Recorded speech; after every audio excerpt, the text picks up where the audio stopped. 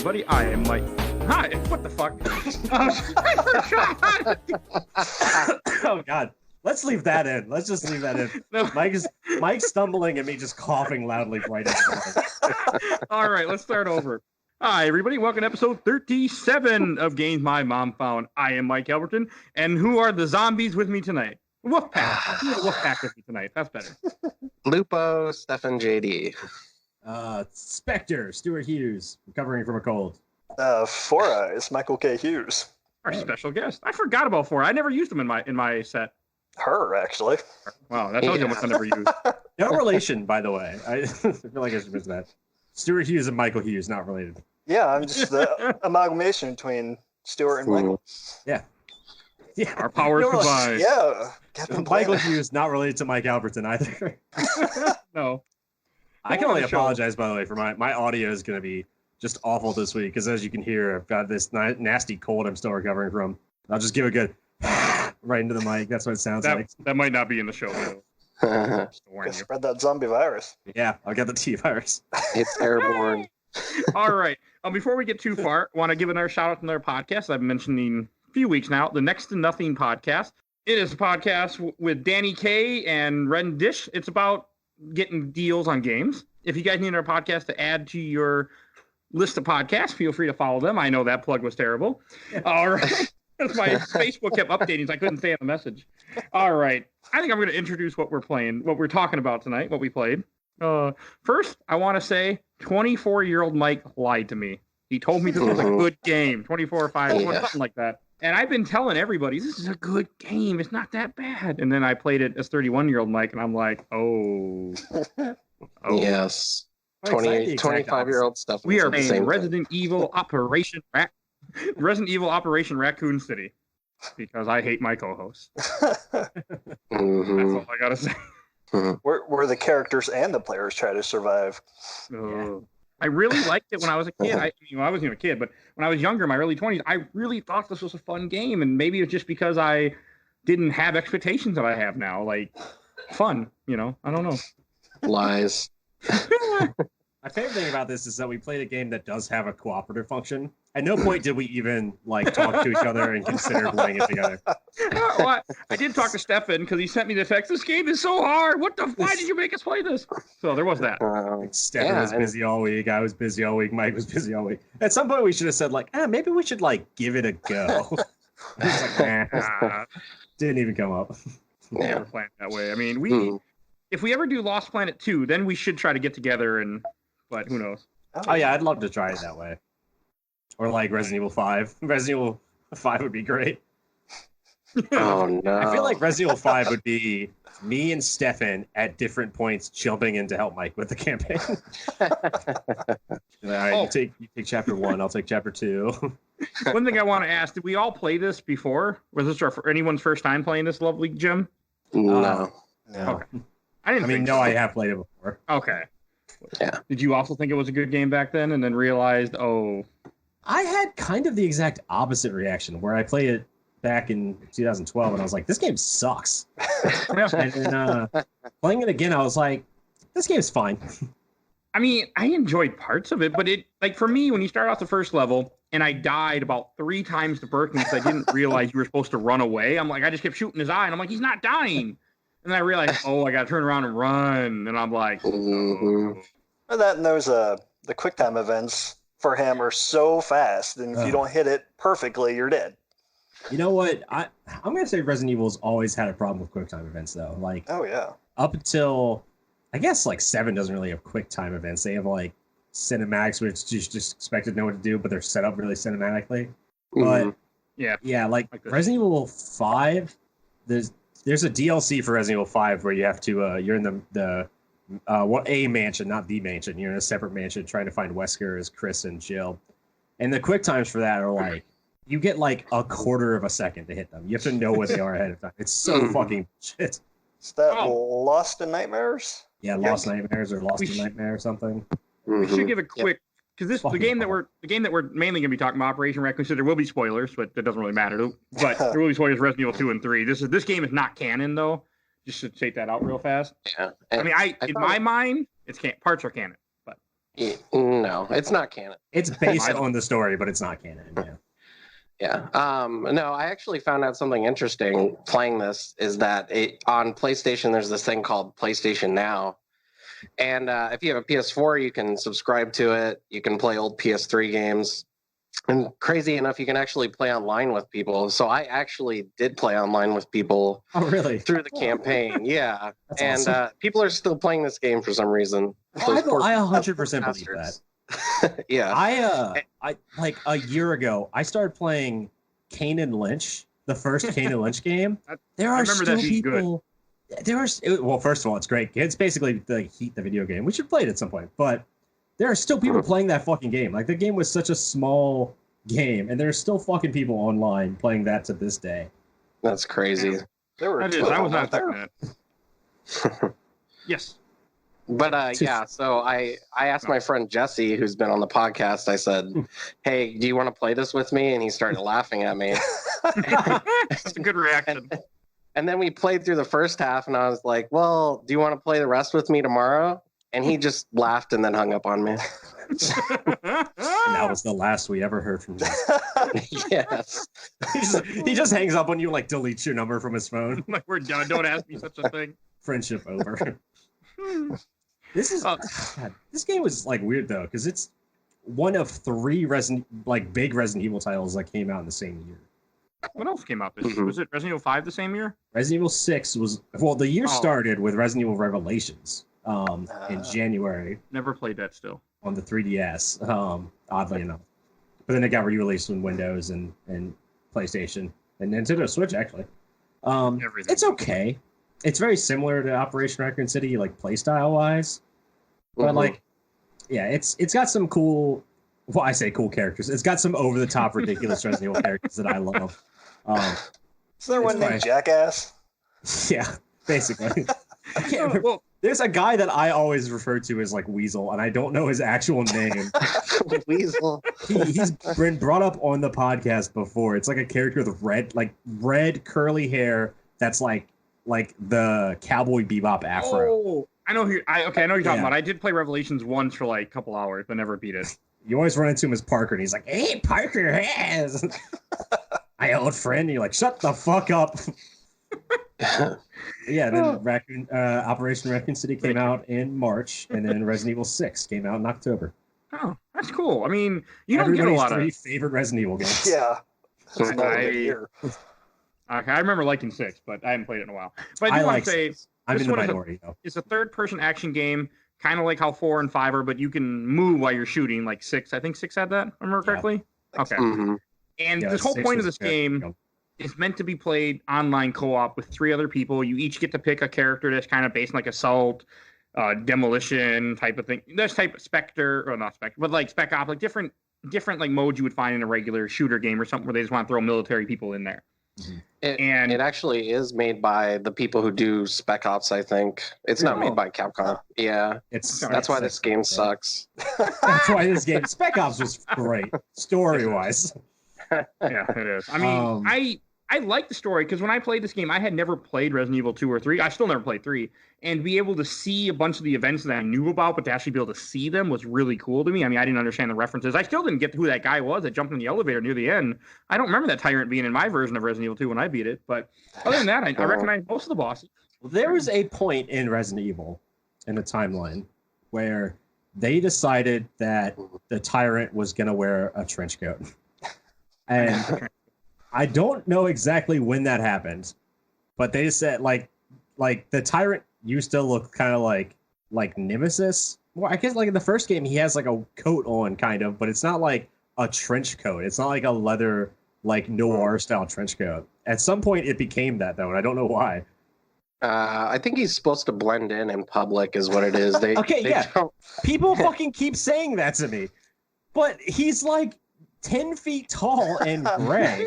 You telling me that wouldn't blend in? I mean, and also that's like in the fucking is it Degeneration or is Damnation, Stefan, the CGI movie where like they've got the giant tyrants that they were building that are like the size of a building? Oh my god, that's the second one. I think definitely not the Damnation. They're like 2 stories tall. they're still wearing trench coats. Well, like, they still manufactured a giant trench coat for this fucking tyrant. It's like he's the gonna Ninja Turtles. fucking blend in. The Ninja Turtles wearing their trench coats and hats, trying to blend in. It's like, you still look like a turtle in a trench coat. Same exact thing. That's like the Clark Kent effect. It's like you put on a coat and some glasses and you're human.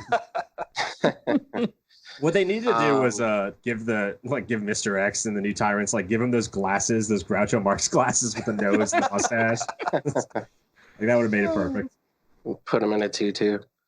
Like, Wesker did the same shit. Wesker wore sunglasses so that you wouldn't see his glowing red eyes, but you still saw his glowing red eyes through the sunglasses. Resident Evil it's not meant to make sense. That's you true. Have to accept that. Like, especially the rule of cool. whatever. Yeah. I love Resident Evil as a franchise. I don't love this game, but I do love the series. The only other games they made, the only other games they have note that they really made are 3 SOCOM U.S. Navy SEALs games. I think 2 of them got reviewed okay, and then like Confrontation did not great. 2 of those were on PSP, and then they also did an iOS game called The Bowling Dead, which apparently did fairly well. Of course. Let's just say they're not a famous company for stuff. So yeah, but we should say that this game does try to tie in some serious moments in Resident Evil lore, like when William Birkin is trying to escape with the G virus to sell it to the US, the Umbrella team with Hunk. That's essentially what you're doing, is you're trying to go in there and take the G virus.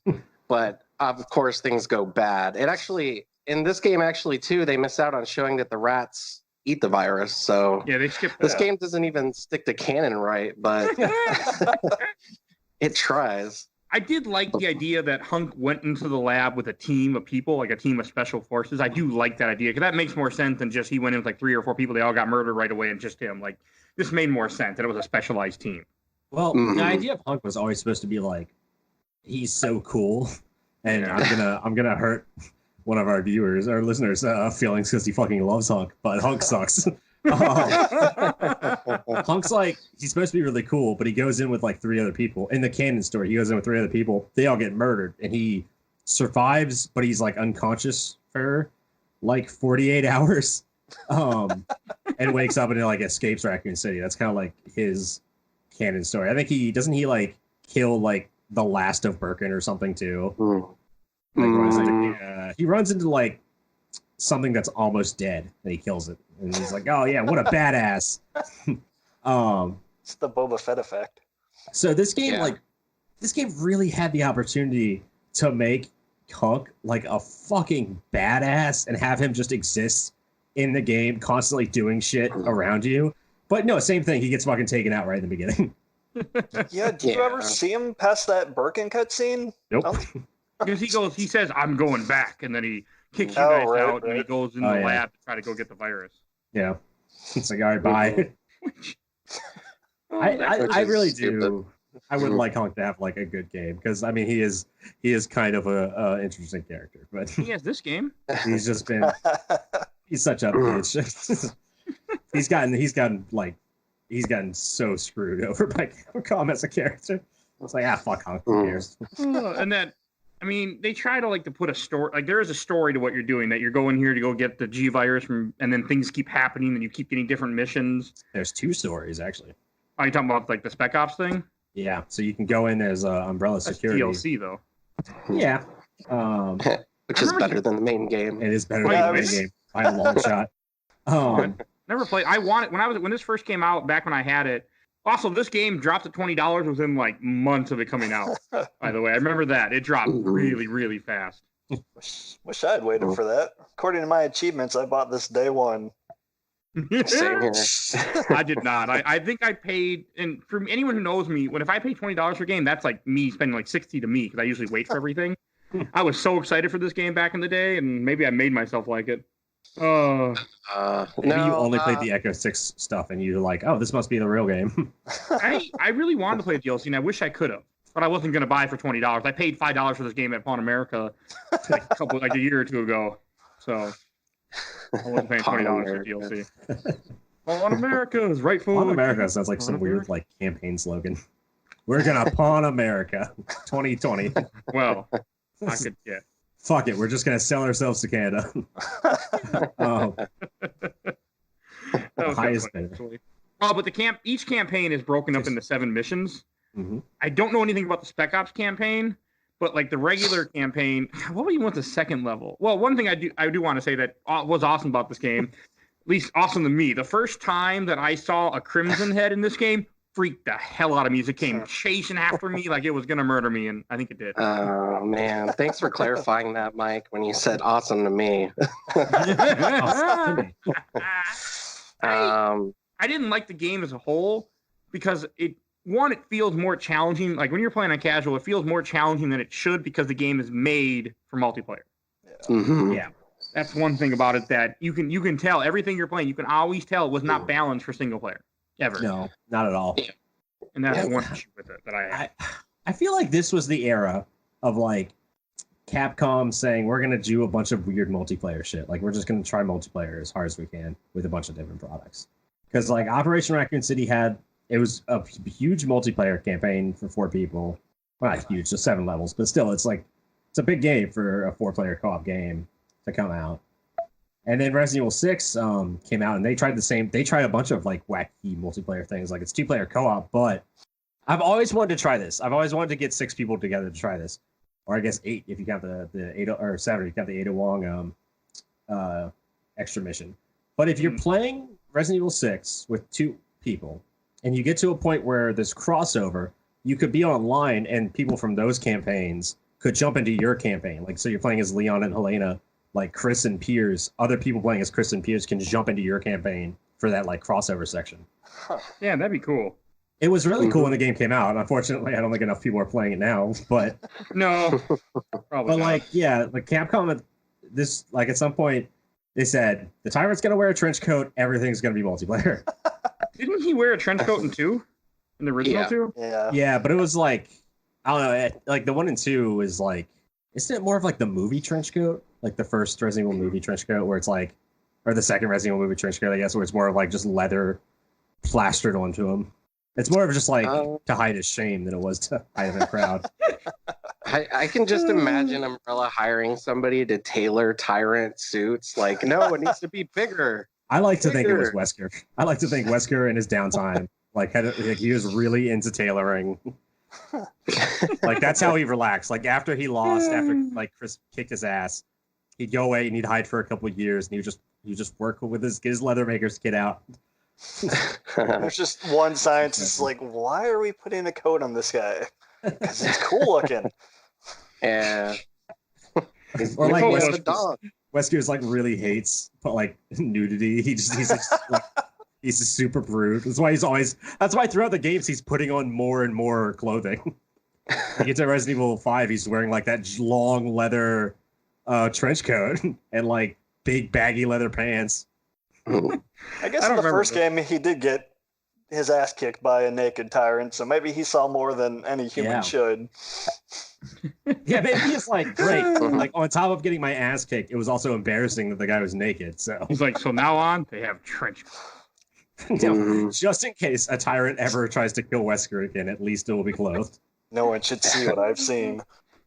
Just in case anyone wants to know how good this game is, we're talking about Tyrants wearing trench coats. Anything to not talk about. One thing I do want to say, I do like how many zombies you end up fighting in this game. Like they throw a lot of zombies at you. You go inside a room and they'll just be everywhere, and I like that feeling of it. I know it's like shooting them. I ran out of ammo a lot in this game. I can't be the only one, I hope. No, if Stefan and I are roughing, hold on, give me a second. Okay. What I was trying to say was, if Stefan and I are running out of ammo, you know there's a problem. Yeah, because you guys play very carefully, where I don't really play carefully. Mm-hmm. Yeah, it's not treated like a survival horror game. It's very actiony. There's even some crazy parts that just don't make any sense. Like one of the main protagonists or antagonists in this game is Nikolai, and he's from Resident Evil 3. And there's this part where he's in a warehouse and he just commands, like he's Lord of the Liquors, like just 40 liquors show up out of nowhere. Oh, yeah. And you have to gun them down, and you just have 0 ammo to do it. It makes absolutely no sense whatsoever. At this point in the story, I'm trying to think, because Lickers at some point did become like kind of commandable, but that wasn't until like Resident Evil 5. Like it's just like, fuck it, he can do it for no reason. Like Wesker can't, but he can. Was he commanding them? I thought he was just kind of like setting a trap up for you where they were already there or something. Yeah, he's setting up a trap, but it still doesn't make any sense. How did he get the Lickers there? Yeah. Good point. He gave a lot more thought than developers did, I think. Either he's like way better than anybody else in Umbrella, or he's got some sort of like ability to control them or tell them where to go. Liquor's like cat food or something, and he just went to the dollar store, got a bunch of it. Or just cats. He just has a bag full of cats. Nikolai was the one that I didn't like. I knew he's from 3, but I don't really know anything else about him. I never played 3, or I know very little about 3. 3 is my big like gaping hole when it comes to this franchise. Mm-hmm. It's most people's, to be honest. Okay. Mm-hmm. 3's probably like, I would even say 3 is less played than like Revelations. Maybe not Revelations 2. Code Veronica. I don't know, a lot of people play Code Veronica. Oh, that game is tough as hell. Yeah. Well, originally 3 was actually supposed to be the side story, and Code Veronica was supposed to be Resident Evil 3, but PlayStation had a deal with Capcom where they had to release a certain main entry games on the system before their contract ran up. That's why it's Code Veronica seems like the spinoff, but it's actually Resident Evil 3. Yeah. That makes sense. Mm-hmm. Oh, one thing I do want to mention, besides, like, one thing about this game that I think they really tried to sell in the multiplayer, and the single player you feel it a little bit, is it's supposed to be you fighting the Spec Ops soldiers that are trying to kill you and do other things or rescue, or do whatever you're not trying to do, and that the zombies are just NPCs to be in the way to hurt both of you guys. Like, if you shoot someone and make them start bleeding, all the zombies will rush them, which is what happens to you. So I'm trying to look this up because I was losing my mind slightly in this game because I swear to God, the guy who voices like your Overwatch dude, I swear to God, that's the Doctor. That's Doc Mitchell from Fallout New Vegas. Huh. He's got like the same intonation in his voice, and so all I could hear was him just going like every time he called you on the phone, all I could imagine was like, just dug a bullet out of your brain. You need to be more careful. Vegas. It's sadly way too long for a podcast. Actually, no, it's not. But we'd have to play it very carefully. Yeah, which is totally beat that game in a day. There's this funny part where that I made a joke about, but there's this part where you have to go and pick up something from a plane. I forget what it is. You have to get something to reprogram a tyrant? Is that what it is, or a nemesis? No, the reprogram the tyrant. You go inside the old lab. That's the reprogram nemesis. You go inside. We'll talk about that real quick. You go inside an old lab, which I really liked, and that's when you get introduced to the parasite enemy that is not in any other game. I don't think. No, I don't think so. I did not like those things, by the way. Those pissed me off. I ran. I just let everyone die. And I just ran for my life in that room because after you get the parasite out of the tyrant's neck, because why not? And then the tyrant gets up after a little bit and starts chasing after you while you're trying to find these key cards that you weren't looking for a second ago when he was still sleeping. Mm-hmm. 3 key cards, to be exact. 3. But there's this part where you have to go to a plane and you have to pick something up because Umbrella's going back and forth on whether or not to kill you and leave you. Yeah. And I told Jesse, I was like, you know what our mission is right now, right? I was like, he's like, what? What's our mission? I was like, to get to the chopper. Did he appreciate that? He laughed and then started crying. This game goes over the top with like usually Resident Evil games all have the same like ending of like it's a joke, but literally it was it like 60% of Resident Evil games end with you trying to get to the helicopter. Yes. Just get to the chopper. But this game goes over the top. This game is like way beyond that, where I feel like half of this game is trying to get to a helicopter or like related to a helicopter in some way. There is one mission where you're trying to get to the helicopter and then you get Nikolai shoots down your helicopter. And Nikolai blows up the roof you're standing on. Pulls up a Born Legacy fucking shot. That was weird. It was very odd. Yeah, that was the point of the game where I was like, is Nikolai like enhanced like Wesker was trying to be? Like, what's going on with this guy? He's Russian. He's just a normal mercenary in 3? He's just Russian. That's just what Russians do. I really need to play 3 someday. One of your guys is Russian. How come he's not a badass? Vladimir Petrovsky, Spectre, he's Russian. Spectre died a lot for me. I feel like. Maybe he's like Ukrainian. If we were mentioning earlier, that Nemesis level was interesting, but like annoying. Like getting chased by the tyrant pissed me off. But then when you actually got to fight the Nemesis fight, oh my god, you had to put way too many fucking bullets in the Nemesis while you're fighting Spec Ops, while zombies are rushing you this entire time. And I'm like, fuck this level. Yeah, I took notes for each stage. For stage 4, which is the Nemesis, all I have written is Nemesis is a bitch. That's awesome. I love that. I don't take notes anymore. We didn't really mention this. Like, we should talk about the characters in this game. Yes, we should. We joked about it earlier. But one of the things I do enjoy in this game is you play as a Delta team. In the main game, you play as the Umbrella Delta team. The only reason you're a Delta team is because the game begins with the real Delta team getting massacred. And so they're like, Hunk is like, I guess you're the new Delta team. Oh, I didn't catch that. So the team that he's originally with that dies by Birkin, that's the real. You're just some losers, essentially. You're essentially That was that was like Alpha team and Delta team. That's Hunk's Alpha team. Delta team dies somewhere else, some way else that we don't really know about. Actually, Delta team's just dead. And Hunk's like, you're the new Delta team. It's like, well, what the fuck happened to like Beta and Charlie? Where's the Bravo and Charlie? Where's the rest of the fucking team? How many Umbrella people are in Raccoon City right now? What are they doing? A lot. That's true. What Carlos Olivieri was in there. What team does he belong to? He's just part of the mercenaries, right? No, he's Umbrella. He's oh god. He's part of Nikolai's squad. Yeah, he's not in this game though. Umbrella Biohazard Countermeasure Service, UBCS. He's in this game. Well, he's in the DLC at least. Okay, that's why I didn't see him in the game. I was like, what are you talking about? I think. So, yeah. We bring all the facts to this show. But the DLC is also like, it's like, it goes right along with the main story. So I think, you didn't play it, but I think it's like, it's part of it. It might as well be part of the same story. Oh, by the way, the guy that did the voice that you were talking about earlier, Command, is not the guy in. No, Fallen, it's not. I looked it up. Yeah, okay. Michael Hogan did Doc Mitchell, and U.S. Command was Desmond Askew, who has done not much else.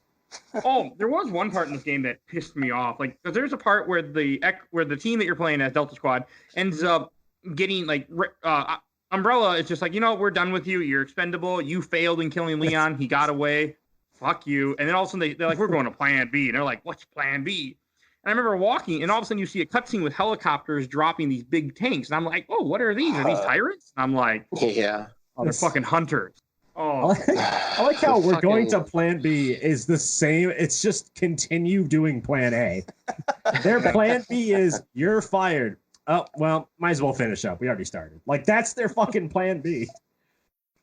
It's brutal. These are Umbrella's top security people, and they're like, you're fired. If you come back to Umbrella, you will be executed. They're like, might as well finish the job. Why not? Yeah, I mean, they're just trying to figure out how to get out of the city because they give up on about halfway through the game, right? I want to say it's halfway. Kind of. The team kind of gives up. Lupo, the third stage when they start dropping hunters. Yeah, that's not long at all. It was like it's like the team gives up, but Lupo, who for some reason just fucking has a hard-on for Umbrella, is just like, no, if we just continue doing our job, surely they'll hire us again. Like. And they do. And they fucking do. Yeah. Is this how Umbrella does everything? Like, no wonder they fucking fail as a company so much. It's like, well, you have murdered half of our employees and released a contagion loose in the city, but damn it, we like your chops. So I do like the idea. I do like in my mind, certain things are canon. Like, they went after Nemesis, that they were around the city. They just didn't see Leon or Claire or Jill or anyone that mattered. They were just there trying to, because I can't think about Raccoon City. Supposed to be a pretty big city, right? I want to say. Mm-hmm. Yeah. It's not like the biggest city in the world, but it's like the size of like New York, I think, or like not LA. Yeah. I mean, it's something. It's not small. It's defined as a Midwestern town, right? That's like, all it says. It's just that small Midwestern town. Like I like to believe that people could be going around and you wouldn't notice each other. Like I did like the level when you go to the police station. I don't remember what level that was, but I did like that level when you have to go to Iron's office and destroy the evidence and then go in the.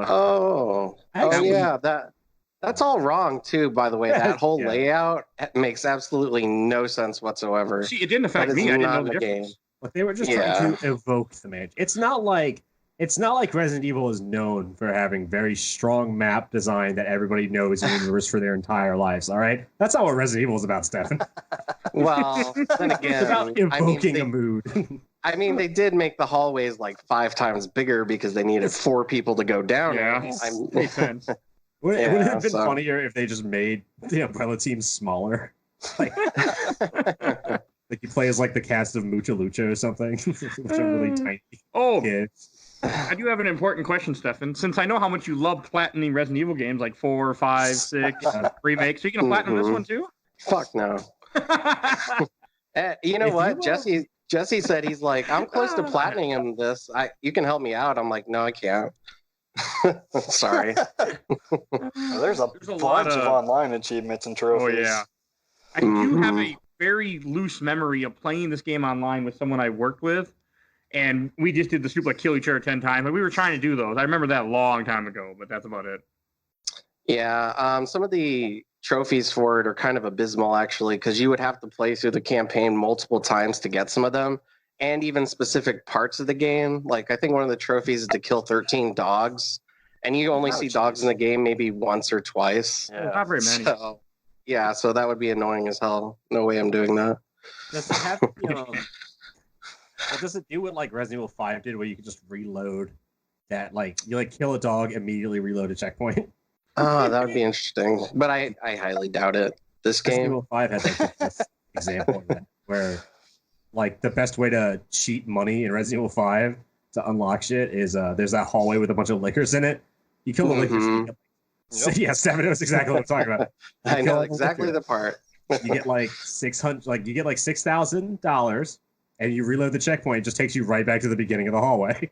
So yep. You just do that the heart jewels or something is what it is. Yeah. 3 heart jewels. And like if you were lucky, you'd occasionally get some other tinier jewels. Like you just get like green herbs you could sell as well. And Magnum ammo. You got Magnum ammo there as well. Which is awesome. You sell the Magnum ammo. I did that I'm not even joking. I did that for 2 days straight so I could unlock the infinite Magnum. Same here. So dumb. Oh, I didn't even know you could shoot those boxes open until after I beat the game, looking at screenshots to post on the Facebook channel. And then I'm like, oh, you shoot these boxes. I'm like, what? That's what they're for. Never knew that. Yeah. Every one of them has a grenade launcher. You're not really missing out anything. Oh, that would have been nice sometimes. It would have made my game playing easier. They had like 6 rounds, and then you couldn't refill the ammo through the ammo boxes. So they're like one and done. Oh, okay, that's kind of shitty. Yeah. Yeah.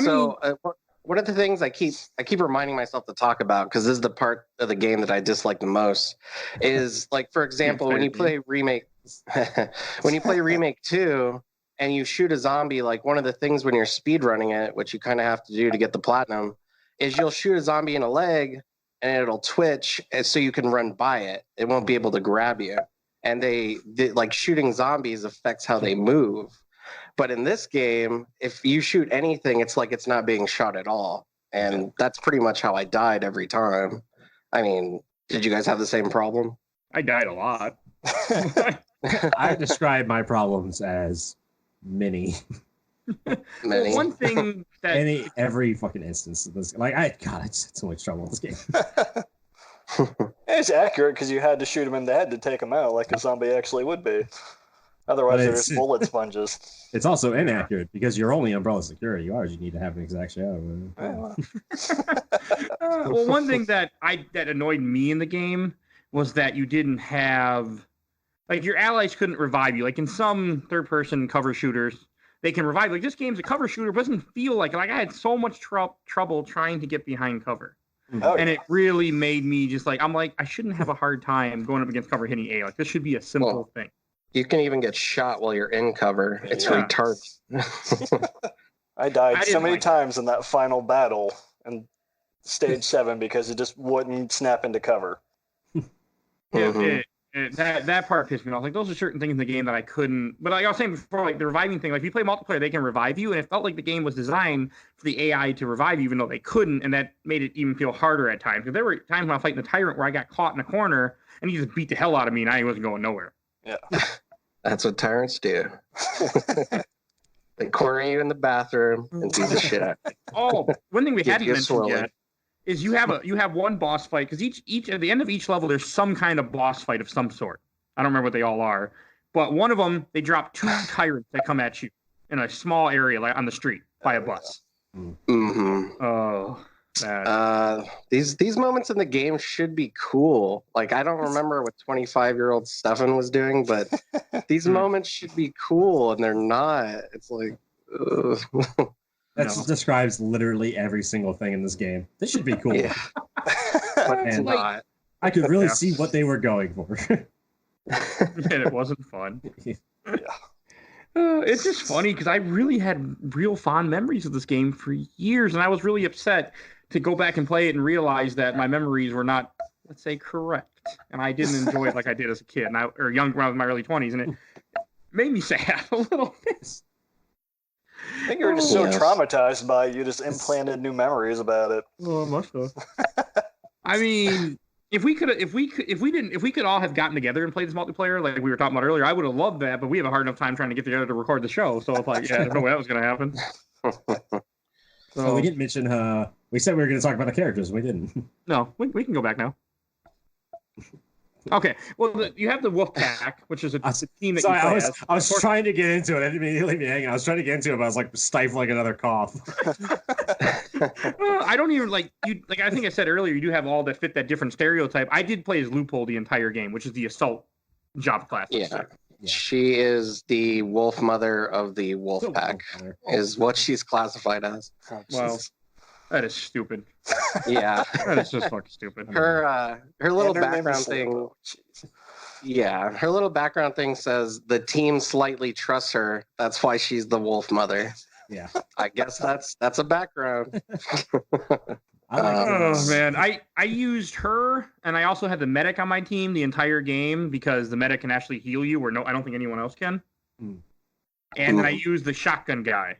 He actually did some damage. He would help kill people sometimes. I don't remember his name though. Beltway, I think. Yeah, I think you're right. Beltway, the guy who looks like the pyro from Team Fortress. Oh. I mean, I only use Lupo because I liked having an assault rifle at all times. And she's hot as fuck now. Yeah, she is. She's got a nice booty. I also played as Lupo, but my favorite character by far was Spectre because of his stupid fucking eyes. Never used. Which one is Spectre again? He's the one with the night vision goggles that point in opposite directions. Like, why does that sound really stupid? Like, I don't know how to describe this to people other than like just look up a picture of him. He's got 2 goggles that are like built into his mask. So normally with night vision goggles or any form of like eyewear, you want it to face straight so you can look through them. But he's got his right one is tilted slightly to the right and his left one is tilted slightly to the left for some fucking reason. And so he always just looks like the derpiest, stupidest fucking idiot. That's a special ability. He'll be looking through a wall and I'm always like, what the fuck are you even like? I've never seen anybody whose blind spot is the center of their fucking face. It's like a chameleon. Their eyes on the side of their head. It would be great if, like a chameleon, they moved around, but they don't. Like, they don't move around in their socket. That would at least be like, oh, that's interesting. Like, he's got some, like, weird shit going on. Oh, and he can turn invisible. I think we're onto something here. Yeah. Wasn't that Vector that turns invisible? Oh, yeah. I use Vector a lot. He's one that he'll actually go invisible and like go in very bad places and die. And I'm just like, okay, whatever. I don't care. You can go die. You kept them busy while I shot them all. So yeah, I think Vector turns invisible, but Spectre, in like his biography, it says that he's virtually invisible, which is worse. Wow. Like Vector's power is that he can be invisible. Spectre's just completely uninteresting as a person, and so he's like. That's why he's still stuck on Delta Team. I think I remember too on the upgrade screen for Spectre, it said derp harder, upgrade derp. Are they serious? I can't tell if you're joking or not. He's so like Capcom is usually like a pretty good sport about their own failures. I could see them just being like, I can see them being like, yeah, he looks dumb as fuck. Why do we do this? He actually, he was actually the cover of Game Informer. Game Informer did a cover for Operation Raccoon City. Oh, jeez. And Spectre was on the cover, and he just looks so fucking dumb. Because it's a picture of him like where he's facing forward and it's looking right at him, but he's not looking at you with either of his eyes. That sounds really stupid. It's so God. One thing that we hadn't mentioned yet, there is one, as you're starting getting near the end of the game, there is that level where you go back into the lab, probably I think the second to last level, up mission 6, where you go and fight Ada. I did enjoy that part. I did not. I did a lot of running at one point, but I liked fighting Ada. Like, we had to shoot the trip mines, and you have, even though I thought it was just weird when you see Leon holding Ada, and then you see the tyrant, and he fights the tyrant. I like, that stuff was kept cool to me. I will say that Ada's outfit in this one brings back the old one, and I do miss that outfit compared to the new remake. But other than that, yeah, the remake, her outfit makes more sense. But I don't know. There was always something about her wearing like the red like Chinese dress, like has the slit up the leg. So it's just like it stands out. It's such a weird outfit that it stands out. Like, why are you doing this? Sorry, the Chinese dress was weird. For Resident Evil 2, it was like a mini skirt. Yeah, it has a mini skirt. Like she was going clubbing. Fun fact about this game too. It's actually really sad. It's not fun. This is for any Allison Court fans. She's the chick who voiced Claire in Resident Evil 2. This was the last time she voiced Claire. Was in this stupid game. Yeah. Oh, that's sad. So I feel bad for her.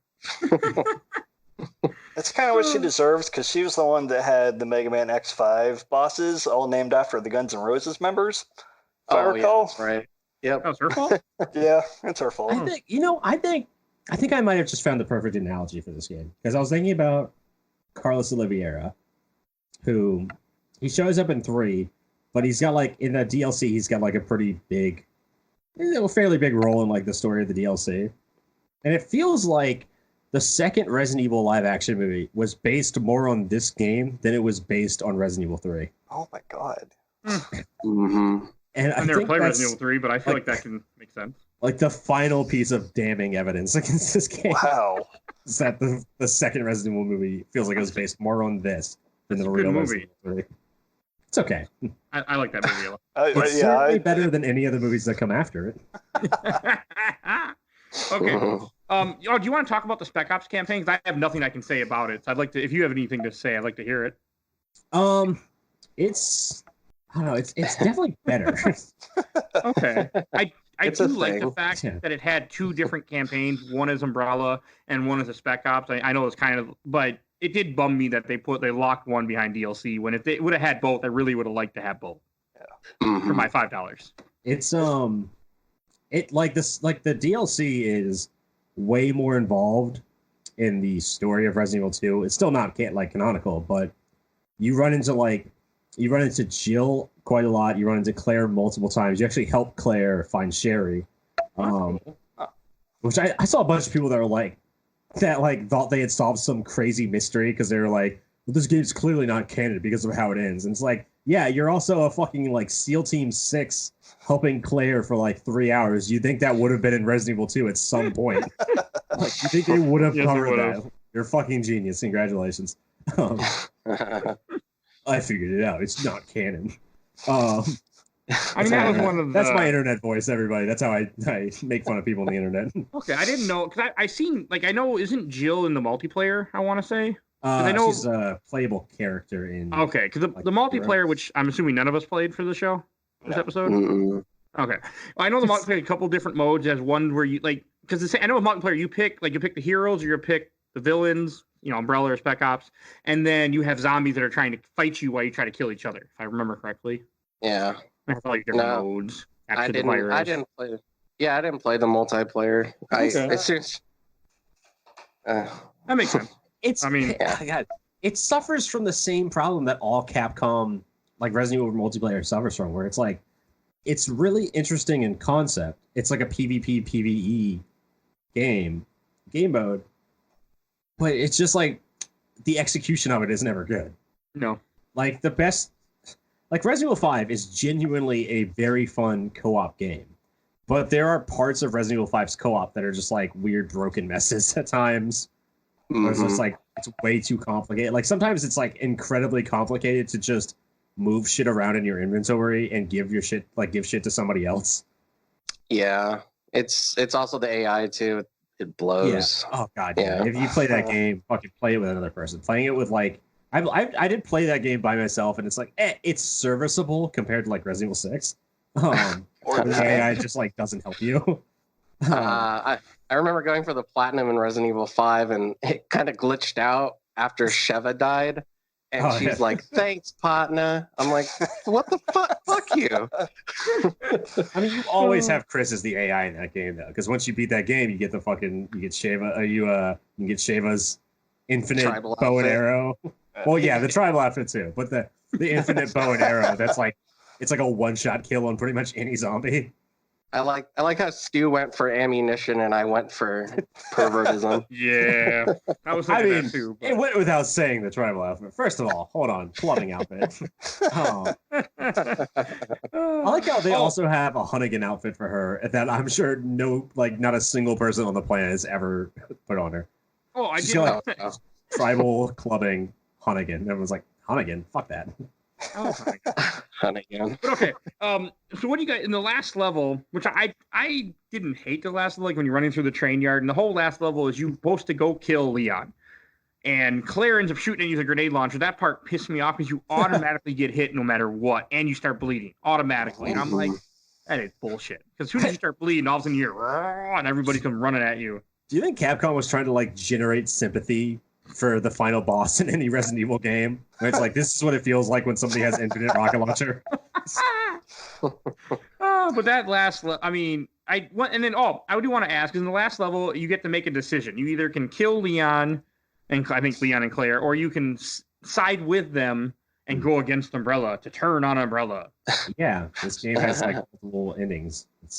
I saved Leon just because that was the easier and less people to fight. So, I want to know what you guys did, though. Me and Jesse, we tried to save or go against Leon. We're like, let's kill him because fuck this game. And we kept dying. And then Jesse was like, well, let's just pick opposite sides and freaking I'll kill you. I was like, okay. And that's what we did. I didn't know you could pick different sides if you're playing a multiplayer like that. That's cool. Yep. Yeah. You can. The team really can split up and choose who they want to side with, which is, I guess, that's neat. It kind of fucks you if you're playing with 4 people and 3 of them decide to kill Leon and you decide not to. I think. Okay, so hold on. This is gonna sound dumb. In the canon of this non-canonical game, I think their real story ending, quote unquote, is Lupo is your character, the main character, and the 3 people who you're playing with decide to kill Leon, and then you don't, so you kill them and save Leon. I think that's like, from what I was reading, that's like the desired ending. Okay. I mean, I know when you play it's a non-canonical game, so it doesn't really fucking matter. One sides with you, 2 go against you, and I just did it because it was easier to kill 2 of them and not Leon than to kill 2 of them and Leon. So I just wanted to be done with this game so bad at that point. So. Yeah, it has a very weird cutscene too, where like they're standing over Leon, they can shoot him, and Claire like pops her head off the roof and is like, "Are you okay?" Jesus, I'm just like, what is going on? That entire cutscene was me yelling at like, it's literally there's a fucking joke in Dragon Ball Z Abridged. I'm bringing it up. I know I'm bringing it up, but whatever.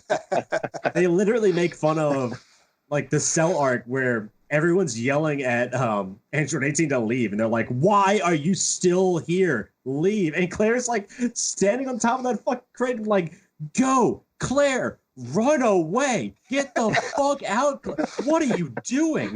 Okay, that is kind of funny. It's like they can just shoot Leon and then shoot you. Fucking move! You've got Sherry with you. Come on. Sherry's like, "Are you guys gonna adopt me or what?" Yeah. Why are we still here, Claire? Just bitching at everybody. I'm trying to figure out why I picked this game, but I'm trying to figure out. Oh man. Oh, I did actually get a lot of people to comment about this game when I asked for questions, memories, or comments. I actually did get a lot of stuff, surprisingly. Like 20 people going, it sucks. It sucks. There was some of that. But you guys have any, before we move on to listener questions, you guys have any last things you want to say about this game? Or do we miss anything? There is one little neat thing they tried to implement that actually ended up getting annoying, and there's if you get bitten by a zombie, you have to have the antivirus spray on you instead of first aid spray. Yeah. So I mean, it's a cool concept. Like your allies can get bitten too and turn into a zombie if you don't kill them fast enough. The idea, like, should you let them live until they turn, or? Mm-hmm. And I think one of the trophies too is that if one of your teammates is infected, you can actually shoot them in the head and get a trophy for it. So yeah. I did that once or twice because I didn't have any antivirus, so I would just shoot them, kill them, then revive them. That's what I was doing. And sometimes take their weapon. Did we all play this on casual, I'm assuming? Yes. Okay. Yes. This game. Casual is not easy, it's normal, if you ask me. Oh, and before we do, a couple things I just remembered. Like, what do you guys think of the sound effects in this game? I thought they were okay, but I don't play with a lot of sound, so I'm not one to say that. They're fine. They're serviceable. Okay. And the graphics are decent. I mean, I think they're good for 2013. Yeah, they're God. It all comes down to the worst thing about this game is that it's not like the worst game ever. It's not like that. It's bad, but it's not like hideously bad. It's playable. Yeah. And the sound design kind of like is the same with that, where it's like, it's not bad. Like, it's almost worse than being bad. I'm going to cough now for a second. Okay, it's playable. It's just not fun. Yeah. Yeah. Mm-hmm. If this game was so bad that it was like borderline unplayable, I'm convinced that there would still be people that absolutely love it. But the fact that it's like just okay, it's almost worse. It's almost worse to be just okay. If you're making something, this is the moral of this episode for everybody listening. If you're making something, anything, and you think it's going to come out mediocre, fucking tank that shit, all right? Because bad is always better than mediocre. Also, one reason when I did originally pick this game back in March was because I wanted to hear DJ's opinion, because I knew it wouldn't be good about this game. But that didn't happen. But that was one reason I did pick this game for the show. I think this game would have made him stop playing shooters altogether. I think he would have said, well, the shooter genre is clearly dumb and I'm never going to touch it. He did hate shooters. All right, you guys ready to move on to listener? I think so. Okay, I got two I want to read first that made me laugh. First, from Shannon Norman. I mixed this up with Outbreak for a moment. Makes sense. Makes 100% sense. And next one from Ross O'Brien. Was there not an online shooter as well? There was. Umbrella Chronicles, or not Umbrella Chronicles? Umbrella Corpse. Yeah, Umbrella Corp. I never played that. I forgot about it. It just kind of came along without anyone talking about it. Yeah, that one had more of oh no, it didn't have Honk. I didn't have Honk. It had Honker. I always get those two confused. What the fuck? There was a character in Umbrella Corp named Honker. Even I'd come up with better names. It's like I always thought like, hey, why didn't you just? It's like, well, why Honker? I'm wondering the same thing right now. Capcom really is that girl that's just hard to love. All right, next question I want to read so much. or comment from Ryan Buckner. Playing it with a group of friends and ignoring that it's supposed to be Resident Evil is actually really fun. That made me laugh. I had to read that. I also agree with that. I mean, I still enjoyed this game for Resident Evil. Like when I was in 2012, in 2013, I really liked it. Nowadays, I'm like, it had its moment. But other thing I want to read from Kenneth. I don't know how to pronounce that last name. I like this game, and the cast is my favorite of all RE characters. Playing as Vector and the crew just appealed to me more because they, in quotations, look cool. Yeah, they do look cool. I'll give him that. Except for Spectre, who looks like a fucking moron. But aside from him, they all look pretty cool. And Four Eyes, whose name is Four Eyes, yet she doesn't wear glasses. Yeah, well, she's Four Eyes because she's the smart one. God, come on. It's so obvious. And this is from a Resident Evil group that I posted in, because of course I did. And this is actually a good question. I want to read this out. Wouldn't the game been so much more fun with more team control, circa SOCOM or Republic Commando? Republic Commando. Being able to equip more of a loadout and have a job command strategies. Beltway, great for breaching and clearing. And he has a good point. Like, it would have been fun if you could have actually had some kind of command other than, I'm going to shoot things. Please follow me and shoot things I'm shooting.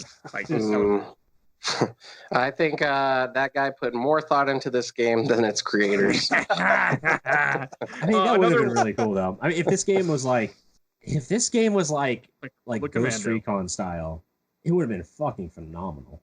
It would have been phenomenal if it was like Republic Commando, because that game is amazing. Yeah, or if it was just like if this game was just Republic Commando, if it wasn't a Resident Evil game, if it was just a Star Wars game called Republic Commando, I would have loved it. All right, another one.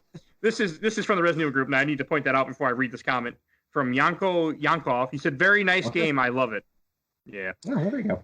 And then last thing from this group, from Sean Nolan. I enjoyed the story, but they could have done more with customization since there isn't any and make things more open. Still one of the better RE stories. Do you agree, Stefan?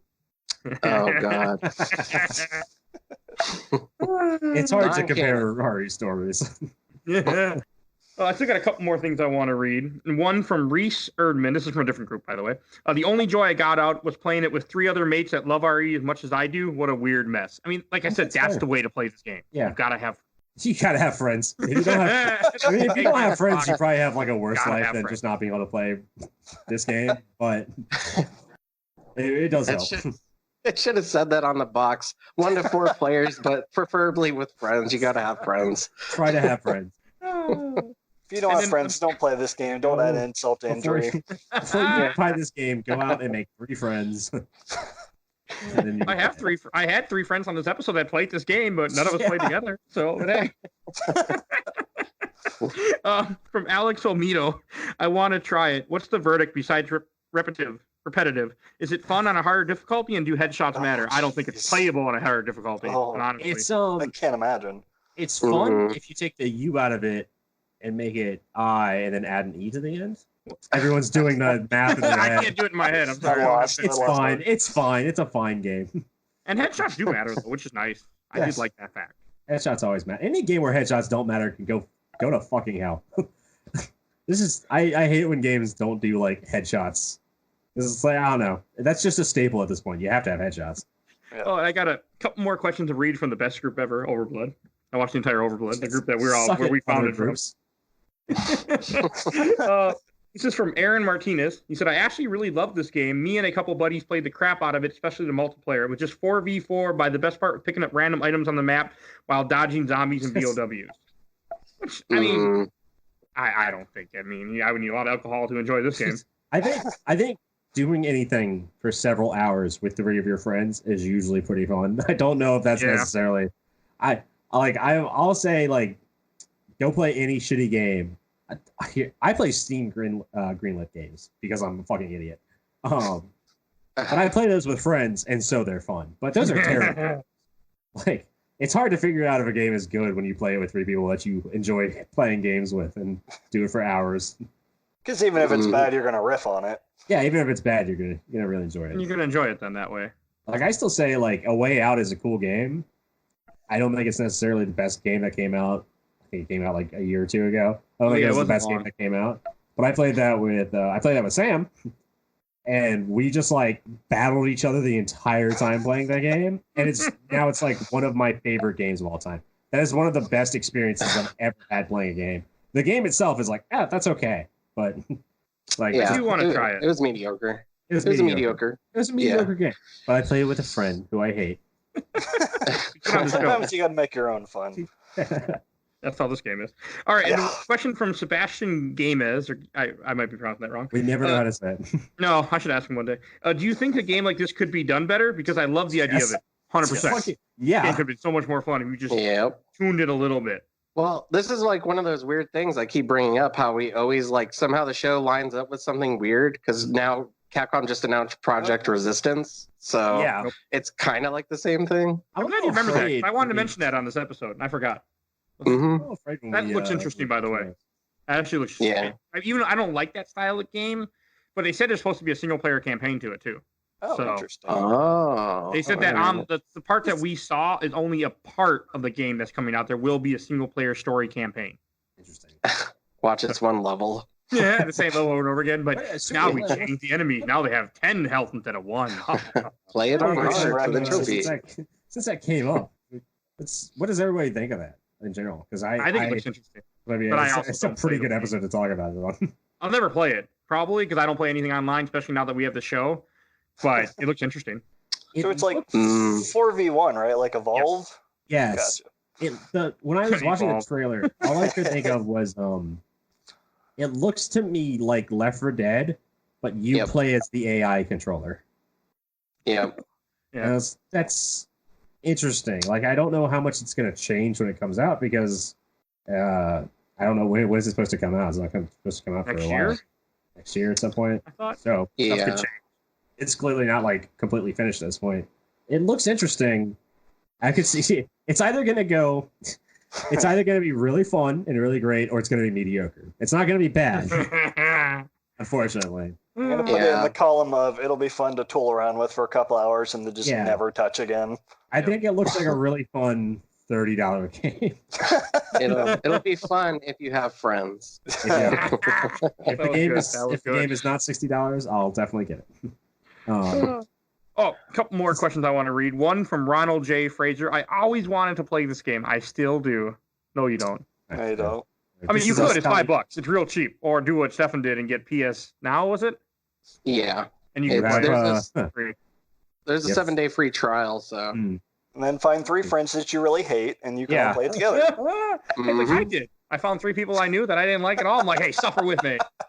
On that note, actually, 2 weeks ago when you guys posted the upcoming games, it was Yoshi's Island, Pikmin, and Operation Raccoon City. And that was the one that I landed on. I feel like Clark Griswold in Vegas Vacation, where the blackjack dealer throws out blackjack, and he gets a 5.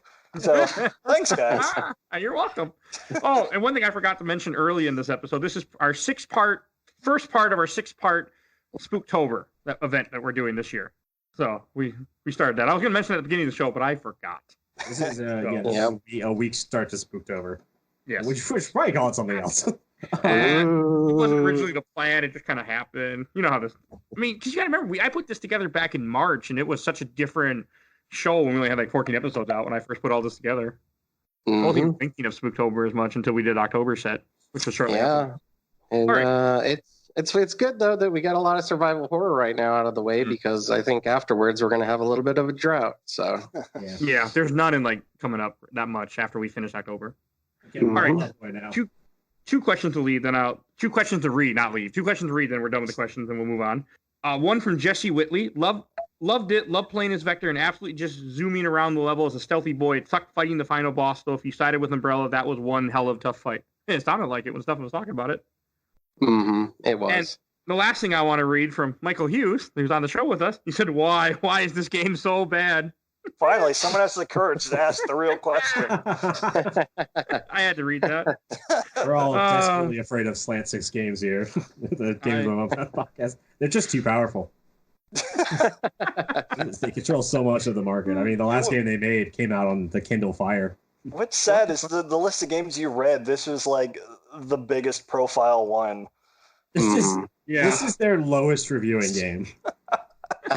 The peak is the lowest. They have a game that came out only on the Windows Phone and on Windows 8 that reviewed better. Oh man. Oh man. I got my Switch out because somebody said that. Somebody was like, "Oh yeah, this game's on Switch." I was like, "I don't think it fucking is." What are you talking about? They're also defunct now too. The studio closed the year after this game came out. Oh, that's surprising. Yeah, I don't think it sold well. They had time to release 3 iOS games back then. So I don't know. A lot of suckers like me that bought it day one. Yeah, I wanted this. Like if you want to play this game. And you don't have friends, just pick up Revelations and Revelations 2. They're on the Switch. Yeah. Everything. Why this is going to be on the Switch one day too. Watch. No, it will not. The day Switch dies. I say that, but like, there's definitely going to be a point in the future where Capcom is like, we could remake Resident Evil 4 for the 17,000th time, and they should. That's fair. I say that like it's a bad thing, but Resident Evil 4 being on more consoles is always good. One of the best games ever. But like, I could see them going back to this at some point. I could see them I could see somebody at Capcom being like, you know what, we have this game. It did very badly. We didn't do it. Like we shouldn't have given it to an independent studio. Like we could go back and try it again. I could see them going back and trying this game again. Maybe depending on how like Project Resistance does, and depending on if Resident Evil 3 Remake ever fucking comes out, which I hope it does please come out soon. It will. What if that's what they did? What if they were like Project Resistance comes out next year, and as they are releasing it, they're like, oh, by the way, Resident Evil 3 Remake's out too. Pull like a fucking awesome. Bethesda, and they're just like, it's available now. I mean, I can't see it happen, but I mean, I say if someone's interested in this game, if you see it for $5, pick it up and try it. It's not. I mean, you might not like it, but hey, you might have an experience. If you find like a party pack of this game, 4 copies, buy them, send them out. Like, no, I mean, like this game would be very fun to play with friends. It would be very fun to like. It also can pit you against them, so that's always a good. I love that in multiplayer games. I love when multiplayer games have like when co-op games have little challenges where you can like fight against each other. Like again, A Way Out had like all the little mini games like halfway. Like you just take a break in the story, and it's like time to do an arm wrestling mini game. It's like fuck yeah.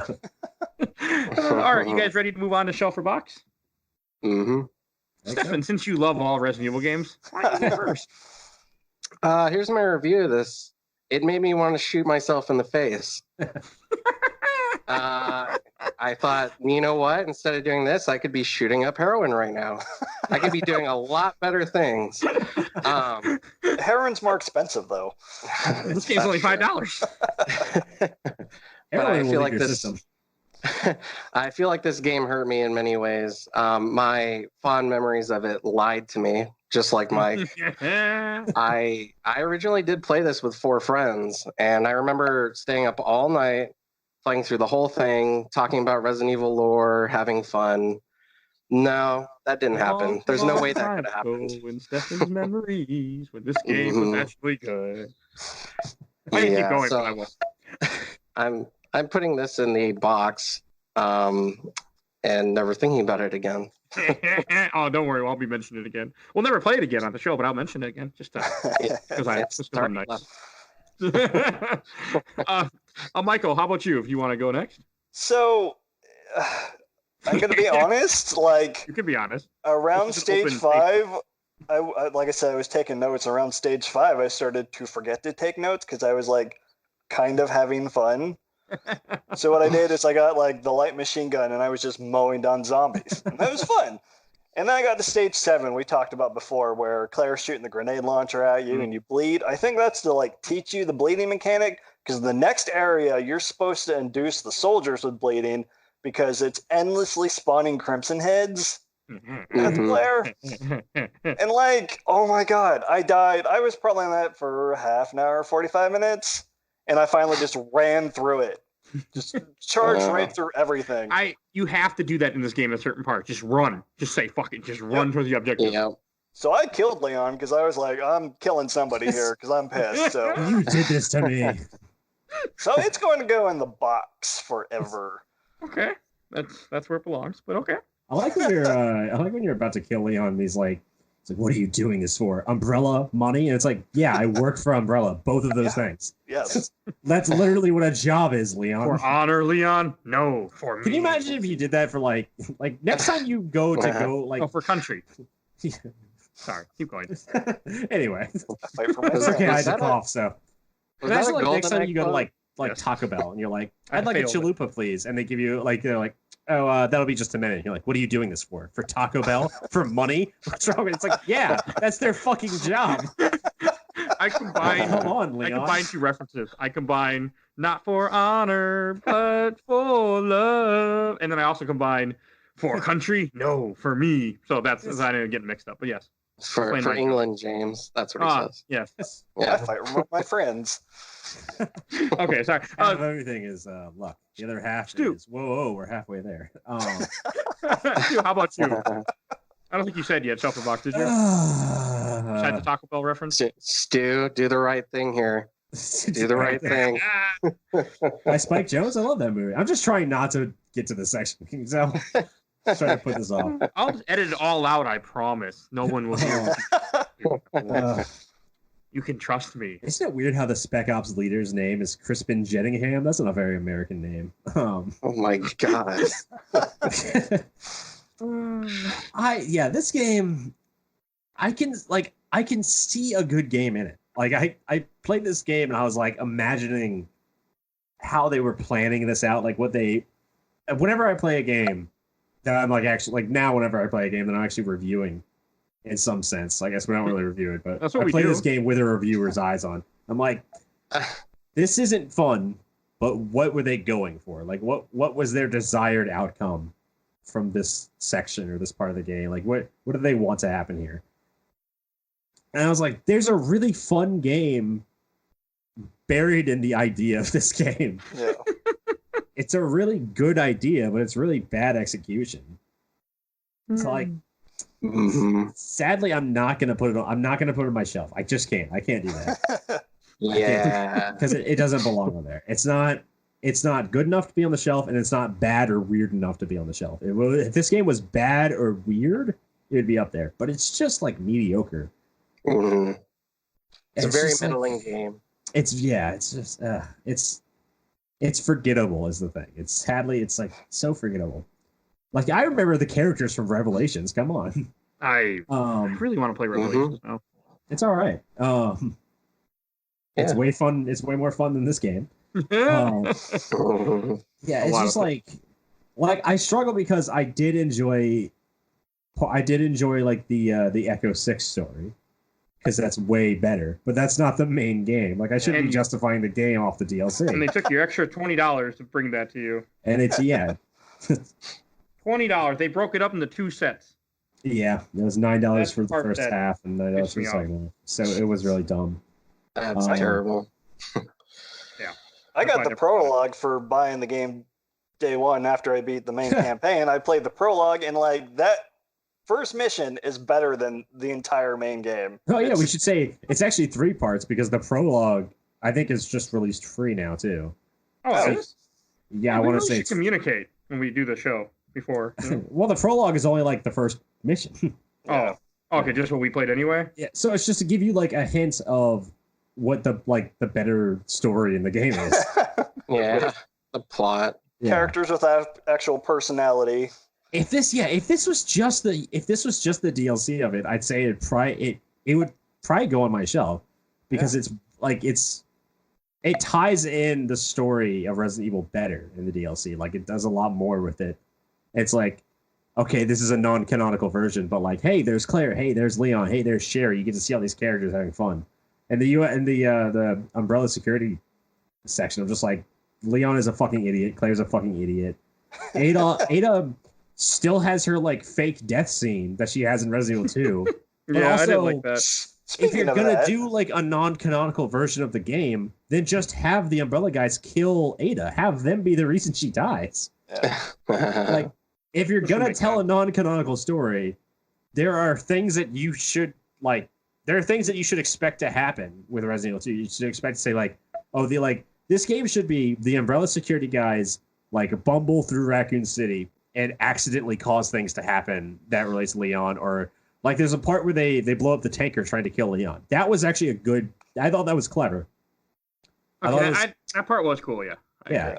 That was a clever connection. Whereas the Umbrella guys are the reason the tanker. I mean, it kind of takes out the fact that the guy was turning into a zombie. That's a cool scene in Resident Evil 2. But it's like, oh, because they're there, they like divert the tanker into his car in the beginning. That's a cool connection.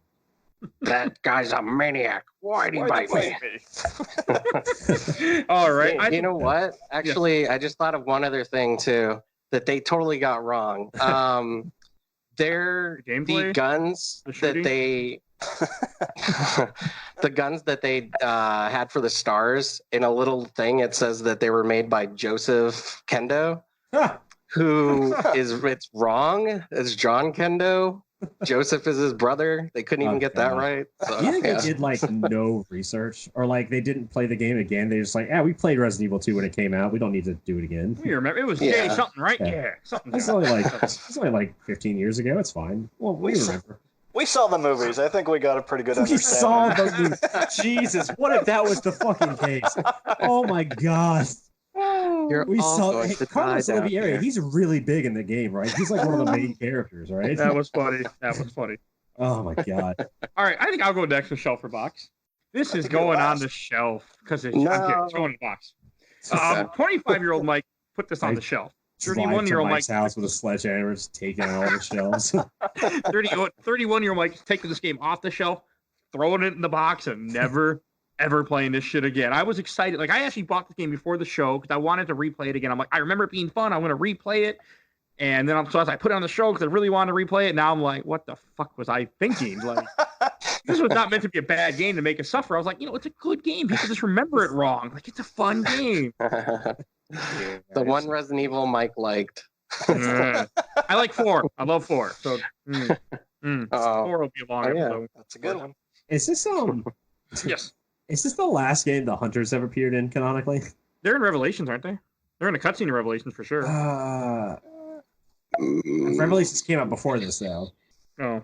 So I don't know if they were in Revelations 2 or anything. Yeah, if we don't count the remake of 2, then yes, I think so. Like in the chronology. Well, I guess in the chronology, this game took place during 2, so that doesn't make sense either. Yeah, that doesn't count. Mm-hmm. All right, just going in the box. Never playing it again. Fuck this game. Okay, Hunters are stupid. I know. I just gotta cut them off. All right. Stefan, do you want to introduce what we're playing next week for our second week of Spooktober? Yeah. We're playing that classic LJN game on the NES, Friday the 13th. I hate myself. Yeah. Mm-hmm. I hate you too. 2 great games in a row. I said this last episode. I'm going to say this again. When I posted this, Operation Raccoon City, then I posted we're playing Friday the 13th. Someone's like, I feel like this is a cry for help. Yeah. Suddenly I don't feel so bad about playing this game. I think we'll enjoy that game more than we did to this game, though. We got another Overbloody for next week, too. So give us suffer with us. That game has, interest in it. Yeah, we're playing the NES one, not the... In case you're any confused, we're playing the wonderful NES one Stefan picked out for us. Not the new one. Yep. Not the new one that's definitely not the same game as Dead by Daylight. It's a totally different game, okay? Great. You guys ready to wrap up with plugs? I think so. Okay, first I want to say please follow us on Twitter, Facebook, and Instagram. On Facebook, Instagram, where I constantly post screenshots. Usually try to do 2 a day. Doesn't always happen. About what game, with the upcoming game, kind of have an idea what we're going to be talking about and get you excited for the next episode. Twitter, I don't do anything but post about the episode. Unfortunately, I need to do more on Twitter. But please follow us on there. Instagram, same thing. Our awesome intro came courtesy of Bulby, a.k.a. Mike Stoney, from his ZP Bite the Bullet. Song is Cool Kid Squad that I've said this 45 times now. And if you guys get a chance, please take a listen to that Next to Nothing podcast. I did not have the link pulled up because it shrunk on my phone. So there will be a link in the show notes. Again, I want to thank you, Mike, for joining us tonight. Of course. Suffering with us. Yes, fun. And it sounds like we do have shirts coming. Maybe by the time that 2020 comes along, we'll actually have them out in the shop. But hey, it's coming. I mean, 2020 is only 3 months away. I know. No, it probably will be by 2020. But they are coming. We got this. Yeah. We got a couple designs up.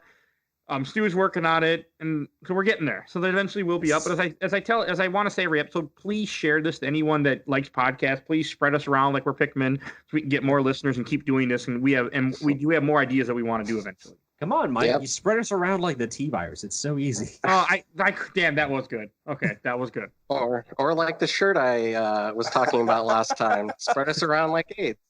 Yeah. Okay. Yeah. I want to thank everyone for listening, and I am tired. The important thing to remember is that we will make you sick. Some way, shape, or form. Yes. We're trying. Have a good best. night, everybody. Your health will be worse for listening to us. Bye, everyone. Like the disease of evil.